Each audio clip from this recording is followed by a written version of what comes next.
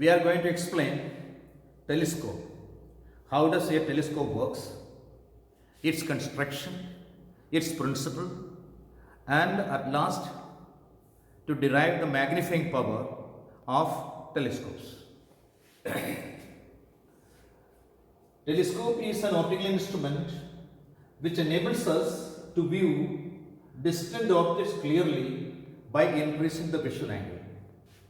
In the previous class also I said, optical instruments actually what they do, they increase the visual angle. By increasing the visual angle, the size of the image obtained by the observer increases. That is the principle of both the telescopes and the microscopes. Telescope categories. One is reflecting telescope and the other is refracting telescopes. Refracting telescopes again have two types. They are astronomical telescope and terrestrial telescopes. First we are going to explain astronomical telescopes. It is used to view far off objects like sun, moon, stars, etc. It consists of two convex lenses. One is called objective lens of very large focal length and hence very high aperture. And the other eye lens. Eye lens in this case also working as a magnifying glass of very small focal length. These two lenses are fitted at the two free ends of two coaxial tubes. One tube can move into the other with the help of a special arrangement called rack and pinion. What is it? Rack and pinion. Telescope is used in two conditions. In compound microscopes also we have explained the same thing. That could also be used in two conditions. One for normal vision adjustment and other is for near vision adjustment. Near vision adjustment gives more strain to the eye, while normal adjustment is much comfortable. So, usually a telescope is used in normal adjustment only. In this case, the final image is formed at infinity. From the figure, this figure shows the normal adjustment of a telescope. This is the objective lens of central curvature C1 and this is the eye lens of central curvature C. The object is far off. From a far off object, it is our assumption that rays of light are coming parallel, but they may not be parallel to the principal axis of the lenses. Because far off objects are lying somewhere, it is not possible to keep the instrument such a way that the rays coming from the far off objects must be parallel to the principal axis. So that is why it is happening here. The rays are parallel but not parallel to the principal axis. After refraction meets at a point and this point is on the focal plane. Focal plane means if we place a vertical plane here, on the plane anywhere the image can be obtained.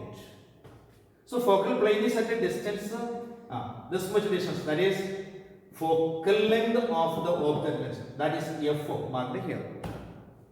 So what is happening here is the image formed with the objective lens is forming exactly at the focus of the eye lens, that is noted here Fe. So the position of capital F4 and capital Fe are same points. So now you see it is very interesting that the image formed with the objective lens is forming at the focus of the eye lens. When an object is placed at the focus of a convex lens, it cannot make an image on the other side of the lens, but it makes an image on the same side of the object is. So hence we can say that the image formed with the eye lens is at infinity. The eye will be without strain, and this arrangement is called normal adjustment of a telescope. So what is this? This distance is Fe. Fe means focal length. So the image formed with the objective lens is at its own focus and also the focus of the eye lens, and the final image is formed at infinity. The eye feels no strain at all. Now we will discuss the magnifying power of the telescope in this adjustment. Magnifying power of a telescope. Magnifying power of a telescope is magnifying power of a telescope is defined as the ratio of the visual angle subtended by the final image at the eye to the visual angle subtended by the object itself at the eye. Hence we can write m is equal to beta by alpha. From the figure beta is equal to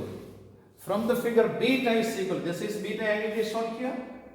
Beta is equal to this triangle you will focus on. This is the final image line, and this that is same as taking. We can obtain the value of beta taking this right angle triangle. Beta is equal to tan beta. Tan beta is equal to perpendicular base. What is perpendicular? This image size. Image size we can say h. Size of the image is not marked here, but in the notes it is marked. So this image size, that means a dash b dash. A dash b dash is same as equal to h, height of the image. So height of this image. So from this triangle we can calculate beta. Beta is equal to h by h by fe, small fe. H by beta is equal to h by minus fe. Minus fe because the distance is measured in the opposite direction of the ray of light. And alpha is equal to, alpha means alpha is marked here only. Alpha is equal again h by this distance. This distance is what? This is f4. You may now ask me a question. This angle alpha is taken to the objective lens only. What is the reason for it? Reason is very clear. Because the object is lying at a far off place, and at a distance, what distance? Light years distance together. Therefore, the distance between these two lenses can be neglected. Hence, we can take the angle with the objective lens also. That's an addition.